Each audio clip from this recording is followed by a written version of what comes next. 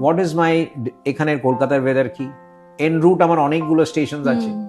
আমি আমার এন রুটে আমার জামশেদপুর একটা দেখে নেব, জামশেদপুর অবভিয়াসলি আমি নামবো না বাট দেখে নেব, রায়পুর আছে, নাগপুর আছে, ঔরঙ্গাবাদ আছে, বম্বে আছে, ফ্লাই করবে। আমি তার উপর দিয়ে হয়তো ফ্লাই করছি না, নাগপুরের উপর দিয়ে করছি, কিন্তু এয়ার ট্রাফিক কন্ট্রোলাররা আমাদের অনেক সময় ডাইরেক্ট দিয়ে দেয় তো।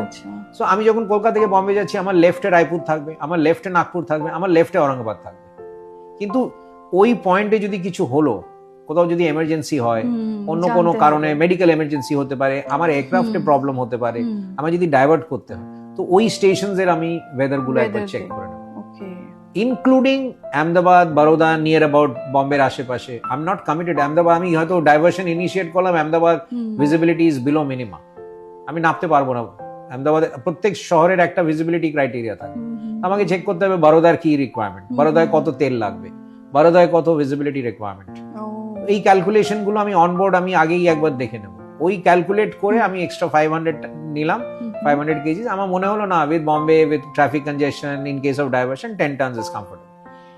এরপর যদি কিছু হয় সেটা ব্যাড লাক, তখন আমাকে আমাদের এক্সট্রিম যেটা লাস্ট আমরা ফিউল এমার্জেন্সি ডিক্লেয়ার করতে হবে আমাকে, তখন আমি আই উইল গেট প্রায়োরিটি।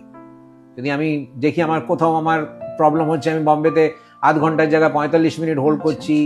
আরো এক্সট্রিম হোল্ড হয়ে গেছে, আহমেদাবাদ ডাইভার্ট করলাম, আহমেদাবাদে আমাকে